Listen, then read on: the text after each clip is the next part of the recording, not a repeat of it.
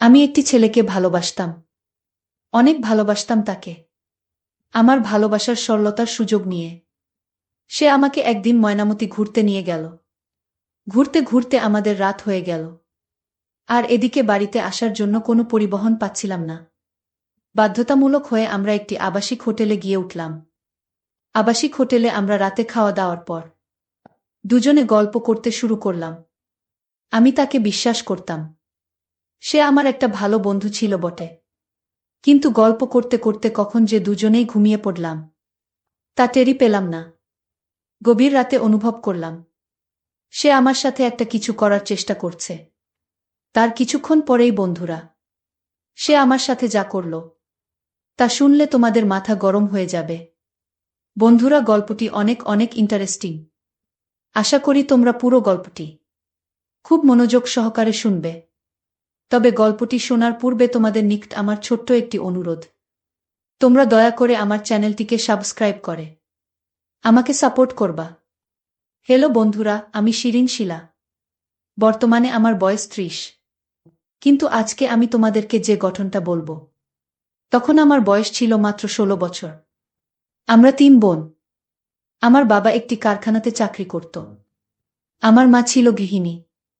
আমরা 3 বোনই ছিলাম মোটামুটি বড়। আমার বয়স 16।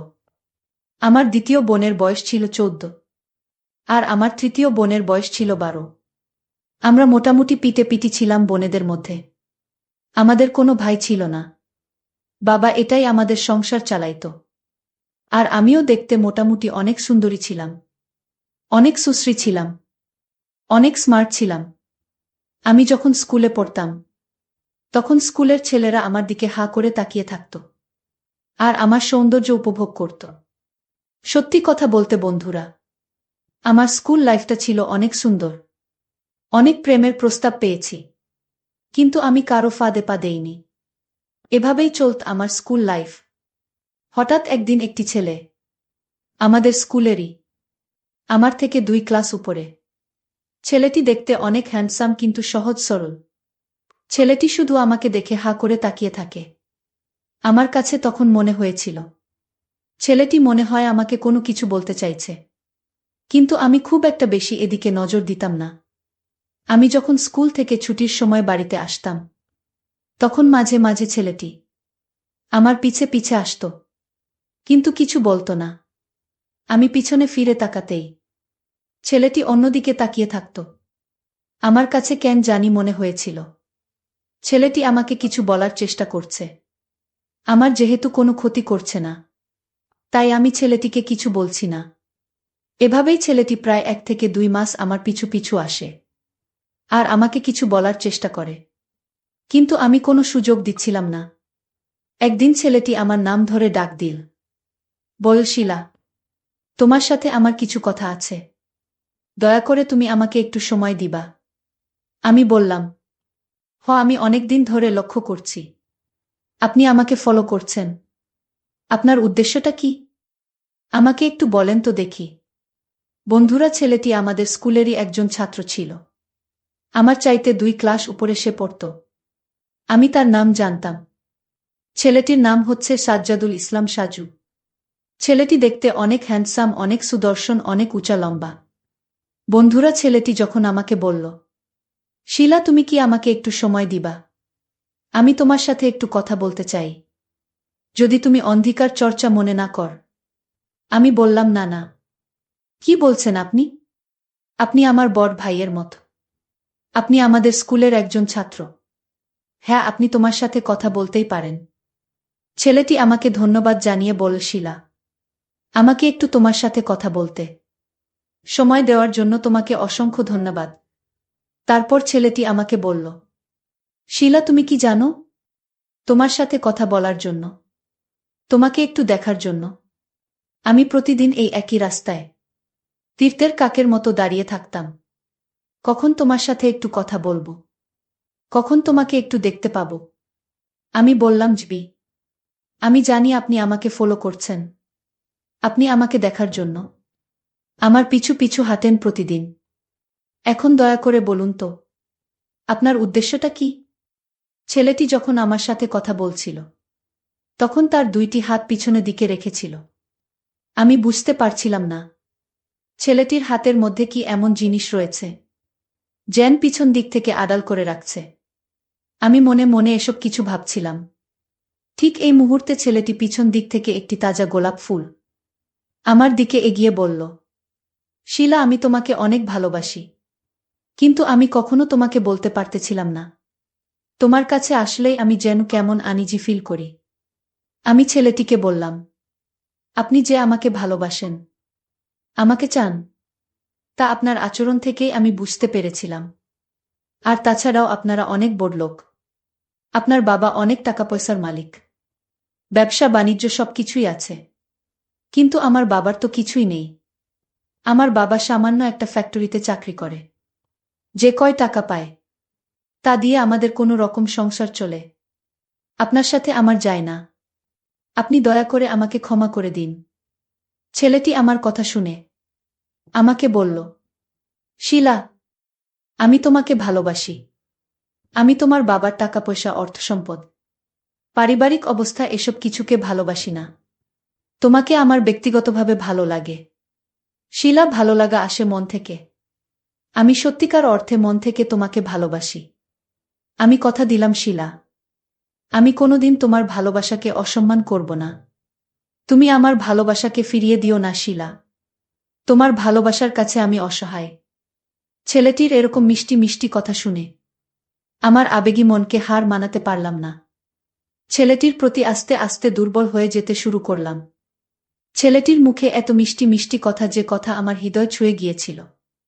তারপরও ছেলেটিকে আমি কোনোভাবেই বুঝতে দেইনি যে আমি তার প্রতি দুর্বল হয়ে যাচ্ছি।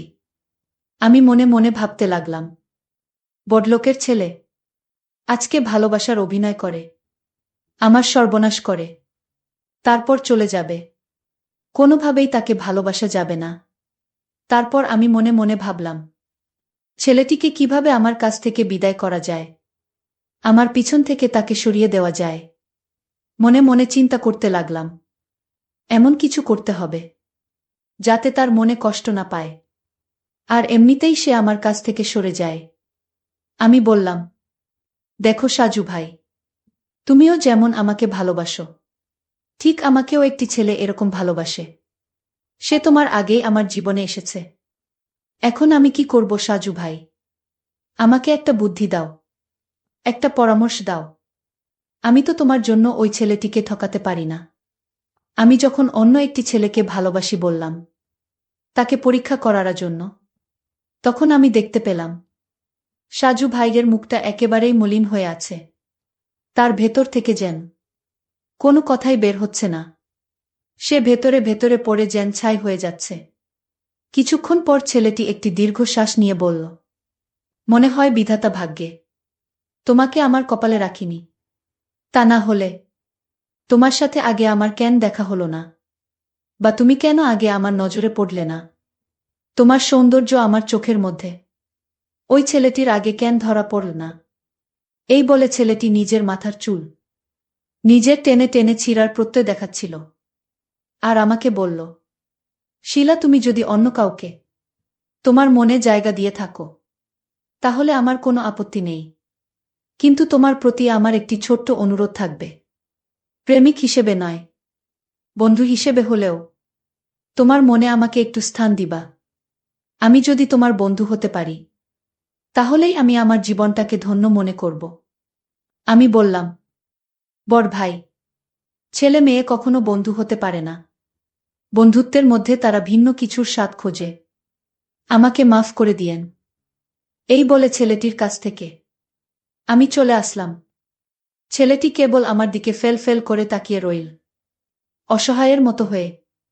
পরের দিন আবার দেখলাম ওই ছেলেটি আমার পিছন পিছন আসছে এবং আমাকে এক নজর দেখার জন্য সে ঘন্টার পর ঘন্টা দাঁড়িয়ে থাকে, কিন্তু আমাকে কিছু বলে না। এভাবেই ছেলেটি প্রায় একটি বছর পার করল। আমি একটি বছর তার ধৈর্যের পরীক্ষা করলাম। এভাবেই চলতে লাগলো আমার জীবন। হঠাৎ করে একদিন আমি অসুস্থ হয়ে যাই। আমাকে নিয়ে হাসপাতালে আমার আব্বু আম্মু ভর্তি করে। ডাক্তার আমাকে বলল, আপনার মেয়ের শরীরে রক্তশূন্যতা দেখা দিয়েছে। জরুরি ভিত্তিতে রক্তের প্রয়োজন। যদি সময় মতো রক্ত না পাওয়া যায়, তাহলে আপনার মেয়েকে বাঁচানো আমাদের জন্য কঠিন হয়ে যাবে। আমার আব্বু আম্মু আমাদের পরিবারের সবাই তখন হতাশাগ্রস্ত। কি করবে বুঝে উঠতে পারছিল না। ঠিক এই মুহূর্তে ওই ছেলেটি কার কাছ থেকে যেন খবর পেল আমি অসুস্থ হয়ে হাসপাতালে ভর্তি। খবর পেয়ে পাগলের মতো ছুটে আসলো হাসপাতালে। হাসপাতালে এসেই আমাকে দেখে কেঁদে দিল। আমার আব্বু আম্মু তখন ছেলেটিকে জিজ্ঞেস করল, কে তুমি বাবা? তুমি আমার মেয়েকে দেখে কাঁদছো কেন? তখন ছেলেটি বলল, আঙ্কেল, আমি আর শিলা একই স্কুলে পড়ি। সে আমার থেকে 2 ক্লাস নিচে পড়ে। আর ছাড়াও আঙ্কেল, শিলা আমার খুব একটা ভালো বন্ধু। আচ্ছা বলুন তো আঙ্কেল, ডাক্তার মশাই কি বলেছেন? আর শিলার কি হয়েছে? তখন আমার আব্বু বলল, বাবা তোমার নাম কি? আমি বললাম, আঙ্কেল আমার নাম সাজ্জাদুল ইসলাম সাজু। আমি আপনাদের এলাকারই সন্তান। আমার আব্বুর নাম সাবির মিয়া। গুঞ্জে আমার আব্বুর কাপড়ের ব্যবসা আছে। তখন আঙ্কেল আমাকে বলল, ও তুমি সাবির মিয়ার ছেলে? এসো এসো বাবা বসো। তখন ছেলেটি বলল, আঙ্কেল শিলা কিভাবে অসুস্থ হয়েছে? আর কি সমস্যা? এবার আমাকে একটু খুলে বলুন তো দেখি। তখন আমার আব্বু বলল, বাবা সাজু, আমার মেয়েটাকে যেন হঠাৎ করে কি হয়েছে। ডাক্তার পরীক্ষা করে বলল, মেয়েটার শরীরে নাকি রক্তশূন্যতা দেখা দিয়েছে। এখন এই মুহূর্তে আমাদের জরুরি রক্তের প্রয়োজন। এখন কি করি বলো তো বাবা দেখি একটু। আমি বললাম, আঙ্কেল শিলার কি রক্তের প্রয়োজন?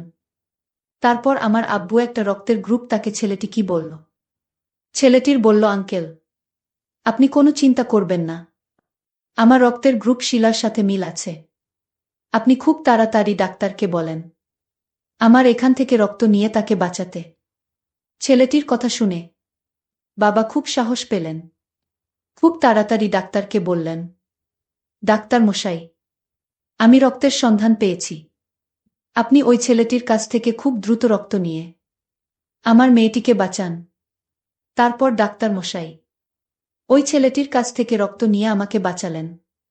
আমি খুব অদ্ভুতভাবে চিন্তা করতে লাগলাম যে কতটুকু মহৎ হলে একটা মানুষ নির্দ্বিধায় একটা মানুষের জন্য রক্ত দিতে পারে।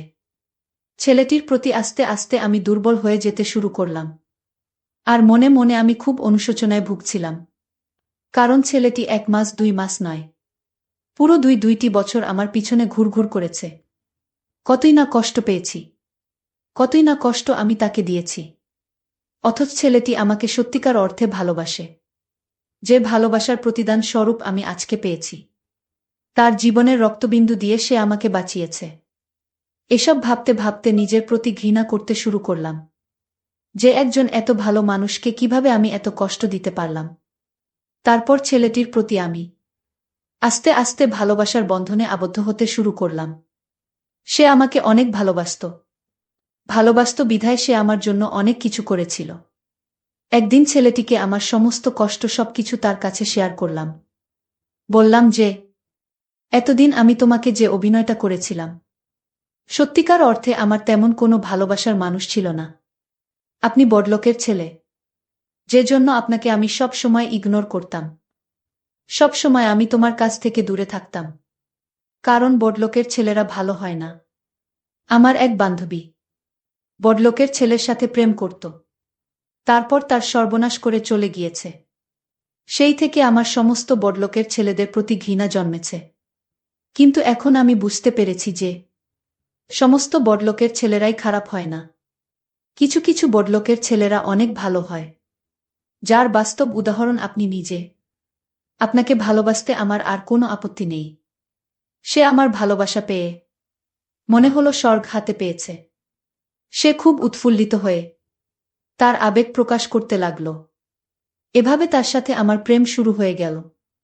বন্ধুরা, প্রেমের রাগ, অভিমান, আবেগ, ভালোবাসা সবকিছুই থাকে আবেগের বশে। সে একদিন বায়না ধরে বসল আমাকে নিয়ে ময়নামতি ঘুরতে যাবে। ময়নামতির কথা শুনে আমার মনটা যেন ভাল হয়ে গেল। শুনেছি ময়নামতি অনেক সুন্দর একটি জায়গা। সেখানে নাকি দেখার মতো অনেক কিছুই আছে। আর তাছাড়াও সে তো আমার বিশ্বস্ত লোক। সে আমাকে ভালোবাসে, আমাকে বিয়ে করবে। তার সাথে গেলে আমার কোনো সমস্যা বলে মনে করছি না। জীবনে চলার পথে কাউকে না কাউকে তো বিশ্বাস করতেই হয়। তাই তাকে বিশ্বাস করে তার সাথে ঘুরতে যাওয়ার জন্য রাজি হয়ে গেলাম। পরের দিন সে আর আমি ময়নামতির উদ্দেশ্যে রওনা দিলাম। মনে হচ্ছিল স্বামী স্ত্রী, কিন্তু প্রকৃতপক্ষে প্রেমিক যুগল। অবশ্যই তার সাথে ঘুরতে গিয়ে আমার খুব ভালোই লেগেছিল। মনটাকে ফুরফুরা মনে হয়েছিল। আর আমারও মাত্র উঠতি বয়স, যে বয়সে মনের মধ্যে উতাল পাতাল ঢেউ শুরু হয়। আর তাছাড়াও পাশে একজন রোমান্টিক ছেলে পেয়ে জীবনটাকে যেন রঙিন মনে হচ্ছে। আবেগের ছোঁয়ায় মাঝে মধ্যে কল্পনাতে হারিয়ে যাই ভিন্ন এক জগতে। এক পর্যায়ে আমরা ময়নামতি গিয়ে হাজির হলাম। ময়নামতি গিয়ে আমরা একটি বিলাসবহুল হোটেলে উঠলাম। আবাসিক হোটেল। সুন্দর পরিবেশ ছিল, দেখার মতো। জীবনের প্রথম আবাসিক হোটেলে রাত্রিযাপনের অভিজ্ঞতা। খুব ভালোই লাগছিল আমার। মনটা খুব ভালো ছিল। আর সেই সাথে আমার প্রেমিক সাজ্জাদুর রহমান সাজু। আমি তাকে সাজু বলেই ডাকি। সেও আমাকে পেয়ে অনেক রোমান্টিক হয়ে ওঠার চেষ্টা করল। তার মনটা ফুরফুরা। মাঝে মধ্যেই বিভিন্ন রকম রোমান্টিক গান গাইত। মুখের মধ্যে তার কতই না মিষ্টি হাসি। কারণ এই প্রথম সে জীবনে আমাকে এত কাছে পেতে চলেছে। আমরা অনেকক্ষণ গল্প করলাম। গল্প করতে করতে তখন যে চোখ লেগে যায় বুঝতে পারি নাই। গভীর রাতে ঘুমের মধ্যে হঠাৎ আমি অনুভব করলাম সে আমাকে শিহরিত করার চেষ্টা করছে। আমি ঘুমের ভান ধরে পড়ে রইলাম, তাকে কিছুই বলি নাই। সে আমাকে আস্তে আস্তে এমন অবস্থা করেছিল। কিছুক্ষণ পর আমি নিজেই বেপরোয়া হয়ে গেলাম। তখন আমিও ভিন্ন কিছুর ইমেজ পাওয়ার চেষ্টা করছিলাম। তাকে আরও বেশি কাছে পাওয়ার চেষ্টা করছিলাম।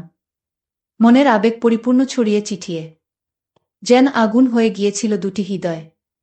এইভাবে চলতে থাকে প্রায় আমাদের দীর্ঘক্ষণ প্রয়াস। তারপর সে যখন আমার উপর পরিপূর্ণ নিয়ন্ত্রণ আনতে যাবে তখন আমি খুব ভয় পেয়ে যাই, কারণ তারটা অনেক অনেক একেবারে হেব্বি। সে যখন কিঞ্চিত পরিমাণ চেষ্টা করেছিল আমি তাকে কঠোরভাবে নিষেধ করেছিলাম। তারপরও সে আমাকে কোনোভাবেই ছাড় দেয় নাই, কারণ তখন সম্পূর্ণ আবেগ কাজ করেছিল উভয়ের মধ্যে। তারপর বন্ধুরা, সে যখন পরিপূর্ণ আমাকে নিয়ন্ত্রণ এনেছিল আমার কাছে মনে হয়েছিল যেন আমার দম বন্ধ হয়ে আসছে। যদিও প্রথম প্রথম অনেকটাই কষ্ট পেয়েছিলাম, কিন্তু পরে আসল স্বাদ পেয়েছিলাম, যে স্বাদ হয়তো পৃথিবীতে খুব কমই হয়ে থাকে। সৃষ্টি জগতে কবি সাহিত্যিকেরা বলেন এটাই নাকি বিধাতার দেওয়া শ্রেষ্ঠ অমৃত, যার কারণে যুগ যুগ ধরে প্রেমিক যুগল তীর্থের কাকের মত হাহাকার হয়ে হাজার হাজার প্রহর গুনতে থাকে। বন্ধুরা, আমাদের অবস্থাও ঠিক তাই হয়েছিল। এর কিছুদিন পরেই আমার আর ওর সাথে বিয়ে হয়ে যায়। বিয়ের পর আমরা প্রতিদিনই আমাদের হ্যাপি মুহূর্ত কাটাতাম। বন্ধুরা, এখন আমরা খুব ভালোই আছি, খুব সুখে আছি। তোমরা সকলেই আমাদের জন্য দোয়া করবা। বন্ধুরা, আজকে এই পর্যন্তই। আবারও আসবো তোমাদের মধ্যে নতুন কোনো ভিডিও নিয়ে। ভিডিওটি যদি তোমাদের ভালো লাগে তাহলে একটি লাইক দাও। প্রতিদিন আমি তোমাদেরকে একটা করে নতুন গল্প উপহার দিব। তাই তোমাদেরকে অনুরোধ করে বলছি, তোমরা যদি এই রকম ধরনের ইন্টারেস্টিং গল্প পেতে চাও তাহলে দয়া করে আমার চ্যানেলটি সাবস্ক্রাইব করো। পরিশেষে তোমাদের সকলের সুস্বাস্থ্য কামনা করি। ভিডিওটি দেখার জন্য তোমাদের সকলকে অসংখ্য ধন্যবাদ। হ্যালো বন্ধুরা, আজকের গল্পটি খালাতো ভাইকে নিয়ে। তো চলো বন্ধুরা, শুরু করি। আমি আর রাফি, আমাদের সম্পর্কটা হয়তো কারো চোখে খুব সাধারণ। খালাতো ভাই, ছেলেবেলার খেলার সাথী, একসাথে বড় হওয়া দুই মানুষ। কিন্তু আমার কাছে রাফি মানে ছোটবেলায় দুপুরবেলার গরমের শরবতের গ্লাসে ভাগাভাগি। মান অভিমান করে দুদিন না কথা বললেও তৃতীয় দিন সে আমার সামনে এসে দাঁড়াত, এক মুঠো বোকা হাসি নিয়ে। রাফিয়া আমার শৈশবের সব গল্প জানে। জানে আমি ভয় পেলে কিভাবে চোখ বন্ধ করে ওর হাত খুঁজি। জানে আমার কাঁধে ব্যথা হলে আমি তার গায়ের গন্ধে নিজেকে সান্ত্বনা দিই।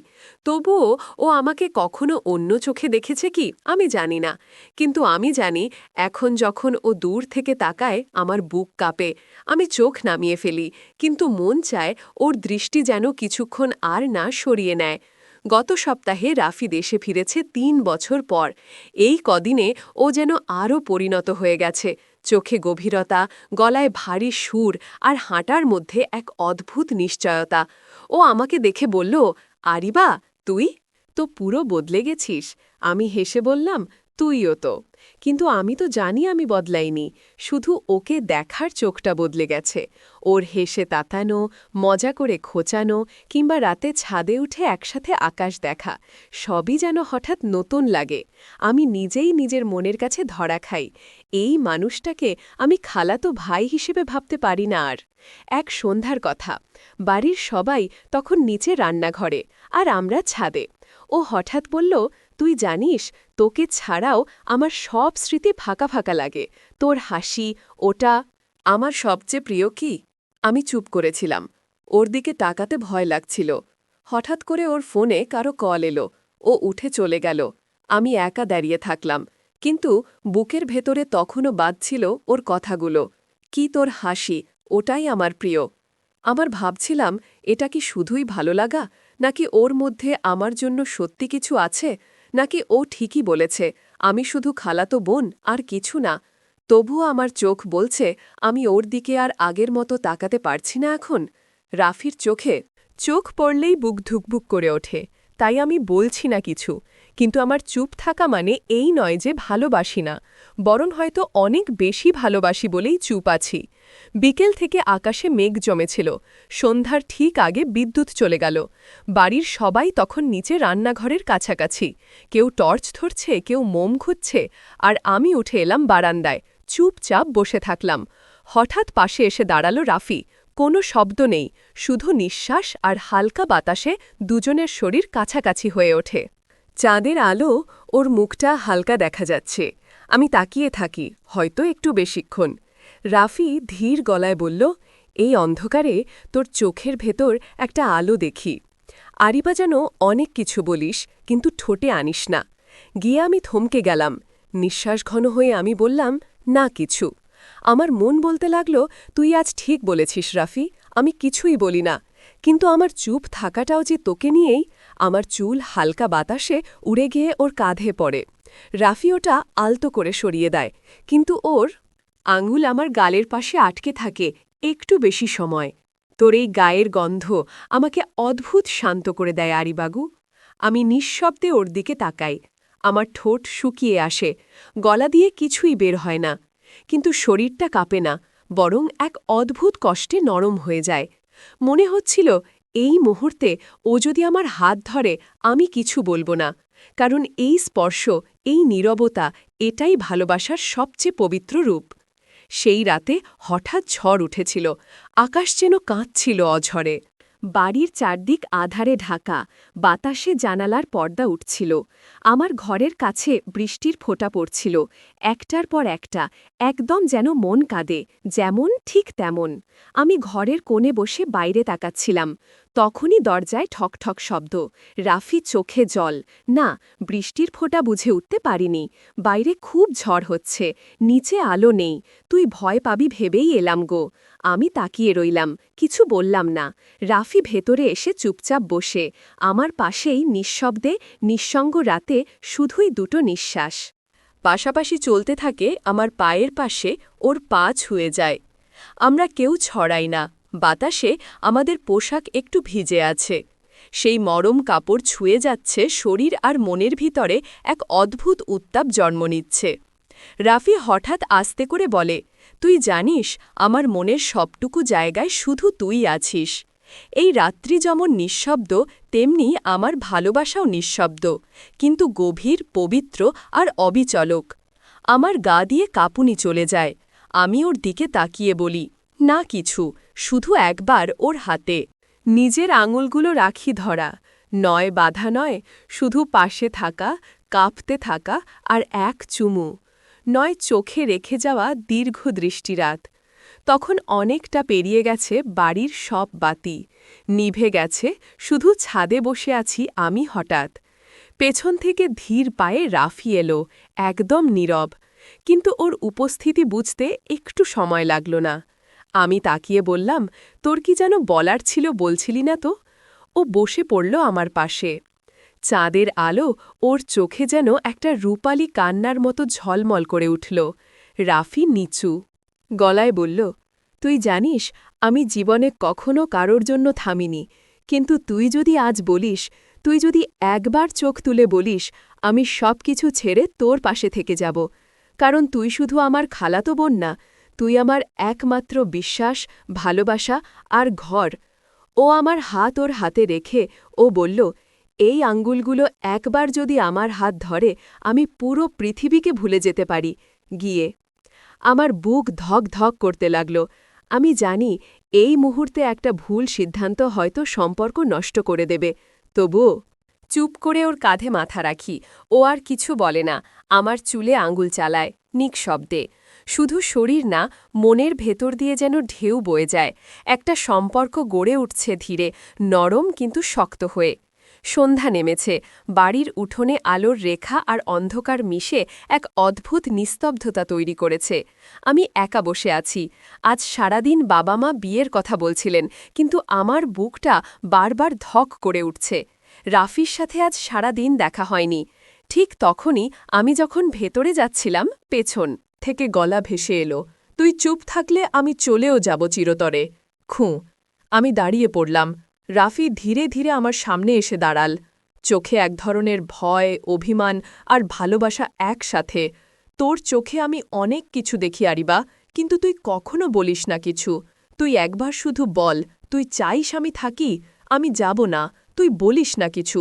তুই যদি আজও চুপ থাকিস, আমি সব ছেড়ে চলে যাব, একদম চলে যাব। আমার ঠোঁট শুকিয়ে আসে। আমি ওর চোখের দিকে তাকিয়ে আছি, কিন্তু মুখে কোনো শব্দ আসছে না। আমার মন চিৎকার করে, বলতে চাইছে, থাক রাফি, প্লিজ যাস না তুই, তোর আমার সবু। কিন্তু গলার কাছে কেমন যেন ভার জমে আছে, সারা শরীরে একরকম কাঁপুনি। রাফি ধীরে ধীরে পেছন ফিরল। ঠিক তখন আমি ওর হাতটা ধরে ফেলি, আলতো করে। কিছু বলি না, শুধু একটা মৃদু কণ্ঠে বলি, তুই থাকলে আমি বাঁচি। খিরাফি থেমে যায়, চোখ ঘুরিয়ে তাকায় আমার দিকে, চোখে জল, কিন্তু এবার সেটা কষ্টের নয়, এটা ভালোবাসার স্বীকৃতির জল। রাফির হাত ধরা সেই মুহূর্তটা আমার জীবনের সবচেয়ে সাহসী সিদ্ধান্ত ছিল, কিন্তু সব ভালোবাসা শুধু দুটো হৃদয়ের মধ্যে আটকে থাকে না। পরদিনই মা আমার পাশে এসে বললেন, তুই আর রাফি ছাদে একসাথে কেন ছিলি এত রাতে? গ্রামে মানুষ অনেক কিছু বলে। আরিবা, আমরা তোর বিয়ের কথা চূড়ান্ত করব। আমার কানে যেন বাজতে থাকে, তোর বিয়ে ঠিক হয়ে গেছে। খুব বুকের মধ্যে কি যেন ভেঙে যায়, তবুও আমি কিছু বলি না। সন্ধ্যাবেলা আমি একা ছাদে বসে আছি।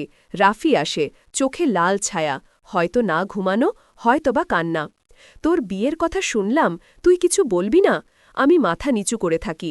তুই বলো, ভালোবাসা কি সত্যিই পাপ? তুই যদি আমাকে খালাতো ভাই হিসেবেই ভাবিস, তাহলে আমি সরে সরে যাব। কিন্তু তুই যদি একবার চোখ তুলে বলিস তুই আমার কিছু বেশি, তাহলে আমি এই সমস্ত বাধা ভেঙে তোর পাশে দাঁড়াব। আমি ধীরে চোখ তুলে তাকাই। তুই তো জানিস আমি তোর পাশে দাঁড়াতে চাই, কিন্তু সমাজ, পরিবার, নাম, রক্তের সম্পর্ক, এগুলো আমাদের দমিয়ে রাখে। খোরাফি এক পা এগিয়ে আসে, আমার কাঁধে হাত রাখে। ভালোবাসা যদি পাপ হয়, আমি সেই পাপে ডুবে যেতে রাজি, শুধু তুই থাকিস আমার সাথে। তুই থাকলে আমি একা, নোয়িং আমি কিছু বলি। কিন্তু এবার আমি ওর হাতটা শক্ত করে ধরে ফেলি। আমার চোখে জল, ঠোঁটে কাঁপন, কিন্তু মনে একটা জেদ, আমি লড়ব তোর জন্য। ও সেদিন রাতে ঘরে বৃষ্টি পড়ছিল টিপটিপ করে। ঘরের বাতি হালকা মেঘের গর্জনে মাঝে মাঝে জানালার কাঁচ কেঁপে উঠছিল। আমি জানালার পাশে দাঁড়িয়ে আছি। রাফি আমার পেছনে এসে দাঁড়াল। আমরা কেউ কিছু বলি না। আমার চুল উঠে ওর মুখে লাগে। ও ধীরে হাত বাড়িয়ে চুলগুলো সরিয়ে দিল। আমার ঘাড় ছুঁয়ে গেল ওর আঙুল। আমার শরীরটা হঠাৎ কেঁপে উঠল। ও চুপচাপ আমার পাশেই দাঁড়িয়ে থাকে। আমি চোখ বন্ধ করি। এই নীরবতা, এই দূরত্বের মাঝেও যে অদ্ভুত এক ঘনত্ব, যা চোখের ভাষায় বলে দেয়, তুই থাকলেই আমি পূর্ণবু। আমরা পাশে বসি বিছানায়, ও আমার দিকে তাকায়। তুই জানিস, তোকে ছুঁতে ইচ্ছা করে না, কারণ তুই ছোঁয়ার জন্য না, তুই অনুভবের জন্য। তুই এমন এক অনুভূতি যা শরীরে নয়, মন ছুঁয়ে যায়। ওর দিকে তাকিয়ে থাকি, আস্তে করে মাথা রেখে দিই ওর বুকে। ও কিছু বলে না, শুধু ওর বুকের স্পন্দন শুনি, একটা স্পন্দন, যেটা শুধু আমার নামেই বেঁচে থাকে। বিয়ের তারিখ ঠিক হয়ে গেছে। আমি নীরবে দিন কাটাই, আর রাফি, সে এখনও মাঝে মাঝে বাড়ির উঠোনে এসে দাঁড়ায়, কিন্তু দেখা করে না। একদিন রাতে আমার ঘরের জানালায় কড়া নড়ে। চোখ খুলে দেখি জানালার পাশে রাখা একটা চিরকুট। কেউ নেই। আমি কাঁপা হাতে তুলে নিই। তুই যদি চাস আমি থাকি, আমি থাকব, কিন্তু তুই যদি সমাজের মুখের দিকে তাকিয়ে আমায় ছাড়তে চাস, আমি যাব, তবুও আমি তোর অপেক্ষায় থাকব। তুই একদিন ডাকলেই আমি ফিরে আসব। ইতি, তোমার প্রিয় রাফিক। ও বিয়ের দিন আমি আয়নার সামনে বসে আছি, গায়ে লাল শাড়ি, গলায় গয়না, চোখে কাজল, কিন্তু মন যেন কোনো এক অদেখা দরজার দিকে তাকিয়ে। হঠাৎ দরজায় ঠকঠক শব্দ। খালাম্মা এলেন, বললেন, তোর চোখে আনন্দ নেই মা, তুই কি চাস তা জানলে আমরা বিয়ে দিতাম না তোকে। এখানে গিয়ে আমি হঠাৎ ভেঙে পড়ি, কাঁচতে কাঁচতে বলি, আমি রাফিকে ভালোবাসি, আমি তাকে জীবসঙ্গী হিসাবে চাই, অপরাধ হিসাবে না। গিয়ে আমাদের সমাজ এখনও রক্তের সম্পর্ক, বয়স, পরিবার এসব দিয়ে ভালোবাসাকে মাপতে চায়। কিন্তু ভালোবাসা তো হৃদয়ের বিষয়। আমরা দুজন কেউ কারো ক্ষতি করিনি, কেউ অবৈধ কিছু করিনি, শুধু চুপচাপ সৎভাবে একে অপরকে অনুভব করেছি। আমরা শিখেছি ভালোবাসা মানে শরীর নয়, ভালোবাসা মানে এমন একজন যার জন্য তুমি নিজের সব ভয় ছেড়ে সাহসী হয়ে ওঠো। ভালোবাসা কখনো সমাজকে চ্যালেঞ্জ করে, কখনো সম্পর্কের সংজ্ঞা বদলায়, কিন্তু ভালোবাসা যদি সত্য হয় তাহলে তা আগলে রাখতে হয় সম্মানের মতো, চুপি চুপি অথচ অটল হয়ে খেয়ে। আজ যদি কেউ এই গল্প শুনে ভালোবাসার গভীরতা বুঝতে পারে, তবে এটাই আমাদের গল্পের সার্থকতা। ভালোবাসা আর শরীর এক জিনিস নয়। যে ছোঁয়া চোখ দিয়ে হয়, মন দিয়ে হয়, সেই ভালোবাসায় সবচেয়ে পবিত্র, সবচেয়ে শক্তিশালী। বন্ধুরা, ভিডিওটি ভালো লাগলে কমেন্টে জানাবেন। এই রকম ভালোবাসার গল্প শুনতে চাইলে চ্যানেলটা সাবস্ক্রাইব করুন এবং পাশে থাকুন। আর আপনার বেল আইকনটা বাজিয়ে রাখুন, যাতে নতুন ভিডিও আপলোড করা মাত্র আপনারা দেখতে পারেন। দরজা খুলতেই বাইরে দাঁড়ানো মানুষটিকে দেখে আমরা দুজনেই অবাক। এটা ছিল রিমি, আমার ছোট মামাতো বোন। রিমি ভেতরে তাকিয়ে কৌতূহলী চোখে বলল, তোমরা দুজন এখানে কি করছো? আমি তো সব ঘরে খুঁজে খুঁজে তোমাদের পাচ্ছিলাম না। অয়েন মৃদু হাসি দিয়ে বলল, কিছু না, শুধু গল্প করছিলাম। রিমি সন্দেহ ভরা চোখে চারপাশে তাকাল, তারপর ধীরে ধীরে বলল, জানো, আমি কিন্তু অনেক কিছু লক্ষ্য করেছি গত কয়েকদিন থেকে গিউ। আমার বুকের ভেতর যেন কেঁপে উঠল। অয়েন শান্তভাবে বলল, তুমি কি বলতে চাইছ রিমি?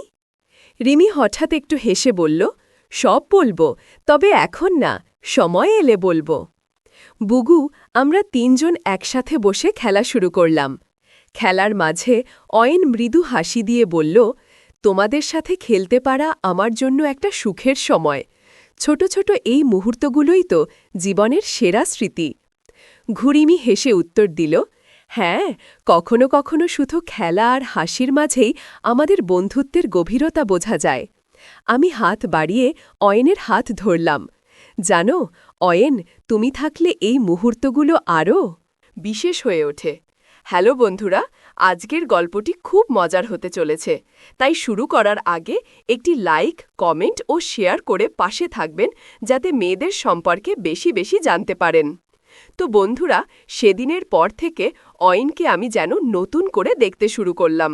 তার প্রতিটি কথা, প্রতিটি আচরণ আমার মনে অদ্ভুত এক অনুভূতি জাগিয়ে তুলছিল, কিন্তু সেই অনুভূতিটা আমি কাউকে বুঝতে দিতে চাইনি। এক রাতে হঠাৎ বিদ্যুৎ চলে গেল। মামার বাড়ি অন্ধকারে ডুবে আছে। বাইরে শুধু ঝমঝম বৃষ্টির শব্দ। আমি রান্নাঘর থেকে পানি নিতে যাচ্ছিলাম, ঠিক তখনই অয়েন সামনে এসে দাঁড়াল। মোমবাতির আলো তার মুখটা গম্ভীর লাগছিল। সে বলল, তোকে আমি এতদিন ধরে বোঝাতে চাইছি, তুই বুঝতে পারছিস না? আমি একটু থমকে বললাম, যদি বুঝতাম না তবে কি আমি একা আসতাম? আমার মন অস্থির হয়ে উঠল। আচ্ছা, এত ইশারা করার কি দরকার ছিল? আমাদের তো বিয়ে হয়নি, কেউ যদি দেখে ফেলে? অয়না আমার হাত আলতো করে ধরল, বলল, এখানে এখন আমি আর তুমি ছাড়া কেউ নেই, তাহলে ভয় কিসের? সেই মুহূর্তে বুঝলাম আমাদের মাঝে যে অনুভূতি জন্ম নিয়েছে তা আর ফেরানো সম্ভব নয়, কিন্তু ভবিষ্যতে এই সম্পর্কের সামনে কত অজানা ঝড় অপেক্ষা করছে তা তখনও বুঝিনি। সেই রাতের পর থেকে অয়নের সাথে আমার চোকাচুকি হলেই মন কেমন করে উঠত। কথা বলার সময় দুজনেই যেন অদ্ভুত এক নীরব ভাষায় সব বুঝে ফেলতাম। দিন কেটে যাচ্ছিল, কিন্তু ভেতরে ভেতরে এক ধরনের ভয়ও বেড়ে চলেছিল।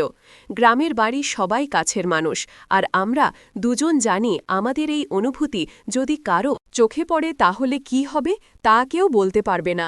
একদিন দুপুরের বাড়ির সবাই বাইরে কাজে গেছে। তার আগে, হ্যাঁ বন্ধুরা, এই ভিডিওগুলো দেখতে তোমাদের অসুবিধা হলে এখানে দেওয়া হেডফোন ও অন্যান্য জিনিসগুলো যেটি তোমার পছন্দ হয় তার ডেসক্রিপশনের নিচে দেওয়া লিঙ্কে ক্লিক করুন। এখানে বিশ্বাসযোগ্য ভালো প্রোডাক্ট পাবেন এবং সাউন্ড, গ্রাফিক্স সবই কিছু ভালো পাবেন, অল্প দামেই। ধন্যবাদ। আমি বারান্দায় বসে কাপড় গুছাচ্ছিলাম। হঠাৎ অয়ন কিসে চুপচাপ পাশে দাঁড়াল। তার চোখে কেমন এক অনুরোধ, যেন কিছু বলতে চাইছে, কিন্তু মুখে আনতে পারছে না। আমি ধীরে বললাম, এভাবে এভাবে কাছে এলে যদি কেউ দেখে ফেলে? সে মৃদু হেসে বলল, আমি তো শুধু কথা বলতে এসেছি তোর সাথে, কিছু শেয়ার করব বলে। কি তার সেই গম্ভীর চোখের চাহনি আমার বুকের ভেতর ঢেউ তুলল। মুহূর্তটুকু যেন থেমে গেল। বাইরে হালকা বাতাস বইছে, আর আমি বুঝতে পারছি আমাদের সম্পর্ক এখন এমন এক মোড়ে দাঁড়িয়েছে যেখান থেকে পিছু হটা খুব কঠিন হবে। অয়নের সাথে সেই দুপুরের কথোপকথনের পর থেকে আমি যেন নিজেকে আর আগের মতো রাখতে পারছিলাম না। বাড়ির অন্য সবার সামনে যতটা সম্ভব স্বাভাবিক থাকার চেষ্টা করতাম, কিন্তু একা হলে মন বারবার সেই মুহূর্তগুলোর দিকে ফিরে যেত। এক সন্ধ্যায় বাড়িতে অতিথি এলো। সবাই গল্পে ব্যস্ত, আর আমি রান্নাঘরে চা তৈরি করছিলাম। হঠাৎ পেছন থেকে অয়নের কণ্ঠ, উই, আজ সারাদিন আমার দিকে তাকাসনি কেন? আমি চমকে উঠে বললাম, এখন এসব বলিস না, সবাই আছে চারপাশে। কুশে ধীরে ধীরে এগিয়ে এলো, কেবল এক পা দূরে দাঁড়িয়ে বলল, তুই কি ভাবিস আমি কিছু না বললেই ভুলে যাব? আমার হাতের কাপ সামান্য কেঁপে উঠল। বাইরের সবাই হাসিট্টা করছে, আর ভেতরে আমরা দুজন এক অদৃশ্য টানাপোড়েনে আটকে আছি। আমি চোখ নামিয়ে বললাম, ওয়েন, এই পথটা সহজ নয়। সে গভীর স্বরে উত্তর দিল, সহজ না হলেই কি থেমে যাব? সেই মুহূর্তে বুঝলাম আমাদের গল্প এখন এমন এক ছায়ায় ঢুকে গেছে যেখানে আলো অন্ধকার দুটোই আছে, আর সামনে কি অপেক্ষা করছে তা জানার জন্য আমাকে এগিয়ে যেতেই হবে। বাড়ির ভেতর আজ অদ্ভুত শান্তি। সবাই বাইরে, আর আমরা দুজন বাড়ির এক কোণের ফাঁকা ঘরে বসে আছি। জানালার ফাঁক দিয়ে হালকা বাতাস আসছে, দূরে বৃষ্টির গন্ধ মিশে আছে বাতাসে। অয়না আমার দিকে তাকিয়ে রইল, চোখে এক রাস মমতা, যেন কথার চেয়েও বেশি কিছু বলতে চাইছে। আমি চুপচাপ তাকিয়ে রইলাম তার দিকে। এই নীরবতা যেন আমাদের ভাষা হয়ে উঠেছে। আমরা অনেকক্ষণ গল্প করলাম, শৈশবের স্মৃতি, ভবিষ্যতের স্বপ্ন, আর মাঝে মাঝে ছোট ছোট হাসি কথাগুলোর ফাঁকে ফাঁকে আমরা একে অন্যের চোখে চোখ রাখছিলাম, যেন প্রতিটি মুহূর্ত মনে গেঁথে নিতে চাই। অয়ন মৃদুস্বরে বলল, তুই জানিস আমি চাই এই মুহূর্তটা কখনো শেষ না হোক গো। আমি ধীরে উত্তর দিলাম, আমিও মনে হয় এই নীরবতায় আমাদের সব ভালোবাসা লুকিয়ে আছে। খুব ঘরটা ছোট হলেও মনে হচ্ছিল এই মুহূর্তে পৃথিবীটা শুধু আমাদের জন্যই থেমে আছে। আমরা তখনও সেই ফাঁকা ঘরে বসে নীরবে কথা বলছিলাম। বাইরের বৃষ্টি থেমেছে, বাতাসে এখনও ভেজা মাটির গন্ধ। মনে হচ্ছিল এই মুহূর্ত যেন আর শেষ না হয়। হঠাৎ ঠক ঠক শব্দ, দরজায় দুবার টোকা পড়ল। আমি চমকে উঠে অনের দিকে তাকালাম। সে ফিসফিস করে বলল, শান্ত থাক, দেখি কে এসেছে। দরজার ফাঁক দিয়ে ছায়ার মতো কারো অবয়ব দেখা গেল, কিন্তু কে? পরিবারের কেউ নাকি অন্য কেউ তা বোঝা গেল না। আমার বুকের ভেতর ধুকপুকানি বেড়ে গেল। অয়েন ঘিরে পা বাড়িয়ে দরজার কাছে গেল, কিন্তু দরজা খোলার আগেই বাইরে থেকে কণ্ঠ ভেসে এলো, ভেতরে আছিস তো, কথা বলতে হবে। আমরা দুজন একে অন্যের দিকে তাকালাম, চোখে স্পষ্ট প্রশ্ন, এখন কি হবে? এই মুহূর্তেই কি আমাদের লুকানো? অনুভূতি কারো চোখে ধরা পড়ে গেল। দরজার ওপারে কণ্ঠ ভেসে আসার পর ঘরের ভেতরের নীরবতা আরও গাঢ় হয়ে গেল। অয়না আমার দিকে তাকিয়ে ধীরে দরজার দিকে এগোল। আমার হাতের তালুতে ঘাম জমেছে। মনে হচ্ছিল যদি সবকিছু এই মুহূর্তেই ফাঁস হয়ে যায়। দরজা খুলতেই বাইরে দাঁড়ানো মানুষটিকে দেখে আমরা দুজনেই অবাক। এটা ছিল রিমি, আমার ছোট মামাতো বোন। রিমি ভেতরে তাকিয়ে কৌতূহলী চোখে বলল, তোমরা দুজন এখানে কি করছো? আমি তো সব ঘরে খুঁজে খুঁজে তোমাদের পাচ্ছিলাম না। না, অয়েন মৃদু হাসি দিয়ে বলল, কিছু না, শুধু গল্প করছিলাম। রিমি সন্দেহভরা চোখে চারপাশে তাকাল, তারপর ধীরে ধীরে বলল, জানো, আমি কিন্তু অনেক কিছু লক্ষ্য করেছি গত কয়েকদিন থেকে গিয়েও। আমার বুকের ভেতর যেন কেঁপে উঠল। অয়েন শান্তভাবে বলল, তুমি কি বলতে চাইছ রিমি? রিমি হঠাৎ একটু হেসে বলল, সব বলবো, তবে এখন না, সময় এলে বলবো। একথা বলে সে হেঁটে চলে গেল, রেখে গেল একরাশ প্রশ্ন আর অনিশ্চয়তা। আমরা দুজন একে অন্যের দিকে তাকালাম, চোখে একই ভাবনা, রিমি আসলে কতটা জানে, আর সে কেন এখনই সব বলেনি। আমরা তিনজন একসাথে বসে খেলা শুরু করলাম। খেলার মাঝে অয়েন মৃদু হাসি দিয়ে বলল, তোমাদের সাথে খেলতে পারা আমার জন্য একটা সুখের সময়। ছোট ছোট এই মুহূর্তগুলোই তো জীবনের সেরা স্মৃতি। কুড়িমি হেসে উত্তর দিল, হ্যাঁ, কখনো কখনো শুধু খেলা আর হাসির মাঝেই আমাদের বন্ধুত্বের গভীরতা বোঝা যায়। ও, আমি হাত বাড়িয়ে অয়নের হাত ধরলাম। তুমি থাকলে এই মুহূর্তগুলো আরও বিশেষ হয়ে ওঠে গিয়ে। আমাদের এই বন্ধুত্বপূর্ণ মধুর সময়ে ঘরটা যেন উষ্ণতার খোঁজ পেল। বাইরে মৃদু হাওয়া বয়ে যাচ্ছিল, আর আমরা হাসি আর খুশির মধ্যে ডুবেছিলাম।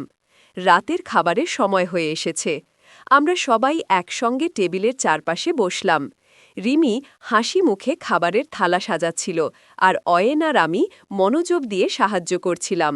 অয়েন বলল, এই মুহূর্তগুলোই জীবনের সবচেয়ে সুন্দর সময়। আমরা সবাই একসঙ্গে বসে খাচ্ছি, হাসছি, কথা বলছি, এটা তো সত্যিই অনেক বড় উপহার। ও আর আমি মুচকি হেসে বললাম, তোমাদের সঙ্গে থাকলে খাওয়াও মজা লাগে, আর কথাবার্তাও। রিমির চোখে আনন্দ ফুটে উঠল।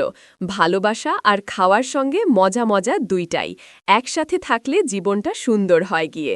আমরা ধীরে ধীরে খেতে লাগলাম, হাসি ঠাট্টা আর ভালোবাসায় ঘরটা ভরে উঠল। বাইরে হালকা হাওয়া বইছিল, আর মনে হচ্ছিল এই শান্তি যেন চিরকাল ধরে থাকুক। আমাদের এই গল্পটা ছিল বন্ধুত্ব, ভালোবাসা আর জীবনের ছোট ছোট মুহূর্তের গল্প। অয়েন, রিমি আর আমার মধ্যকার সেই আন্তরিকতা এবং বিশ্বাস যা সময়ের সঙ্গে আরও গভীর হয়েছে, সেটাই আমাদের সবচেয়ে বড় ধন।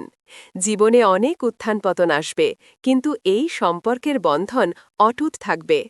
আমরা বুঝেছি ভালোবাসার শুধু কোনো বিশেষ মুহূর্তের জন্য নয়, বরং প্রতিদিনের ছোট ছোট স্পর্শে গড়ে ওঠে। এভাবেই আমরা জীবনের পথে এগিয়ে চলেছি, একে অপরের পাশে থেকে স্নেহ এবং সম্মানের সঙ্গে। এই গল্পের শেষ নয়, বরং একটি নতুন অধ্যায় শুরু। তো বন্ধুরা, ভিডিওটি ভালো লাগলে কমেন্টে জানাবেন।